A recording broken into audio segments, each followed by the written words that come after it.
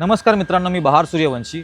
मित्रांनो, डिवोर्स जे होतो हे 60% कारण जे आहे ते तिसऱ्या व्यक्तीमुळे होतं। तर तिसरा व्यक्ती का येतो मध्ये? तर कसं असतं की आपण लग्न होतं आणि त्यानंतर काय होतं की आपल्याला काय वाटतं की आता चला लग्न झालेलं आहे आणि आपले कर्तव्य आपण करत असतो की बाबा घरात काय लागतं काय नाही लागत ते बघतो आणि काम करतो, व्यवसाय करतो। तसेच तुम्ही महिला असाल तर मग महिला काय विचार करतात की झालं आता आपण काय घरातलं व्यवस्थित व्यवस्थित हे सगळं लक्ष देतो। त्यामुळे काय होतं की आपण आपल्या शरीराकडे लक्ष देत नाहीत आणि अशा पद्धतीने आपण अनहेल्दी खायला लागतो आणि बॉडी जर फॅट्स वाढतात, पोट वाढतं आणि एक बॉडी एक 5 वर्षानंतर कालांतराने काय होतं की एक कुरूप दिसायला लागते।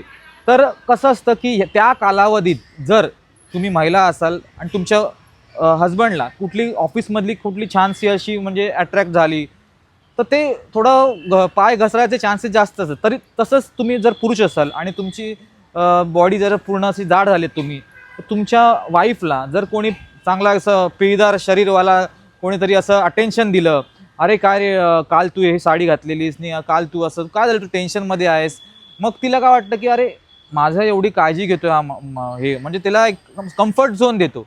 तर त्यामुळे काय होतं पाय घसरतो।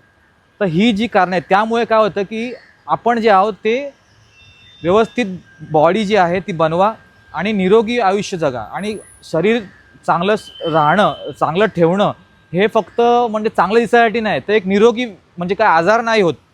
तर टिप जर आवडली असेल तर शेअर करा, लाईक करा। जय हिंद, जय महाराष्ट्र।